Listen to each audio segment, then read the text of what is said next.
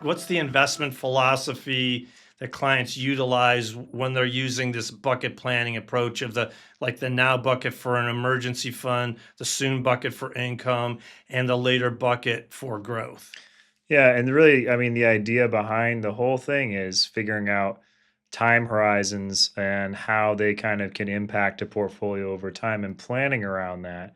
We know Right. that over time stocks do pretty well, but we also know that short-term volatility can really hurt somebody, and especially as somebody who's taking money out in retirement. Right. And so you want to be really mindful of that. You want to be really conscious of that, and the bucket plan solves for that. So, the investment philosophy really it takes a look at your portfolio and it thinks about it a little bit differently when you enter into retirement so that we can really address some of those kind of issues that arise with traditional investing and having just like a 60-40 where you might have everything at risk, right? Yeah. So like 60% in stocks, 40% in bonds. And Yeah, so why is everything at risk? Aren't bonds less risky?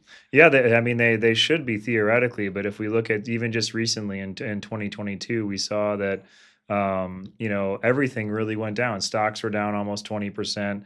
Bond portfolios in the 14-15% range. We saw Yeah. losses. So we know that everything else actually can go down. It was a unique period of time. We had interest rates rising when the market was going down, which usually doesn't happen, but it did, right? Yeah. So Yeah. we want to plan around that as well and just make sure that we have kind of all of our bases covered.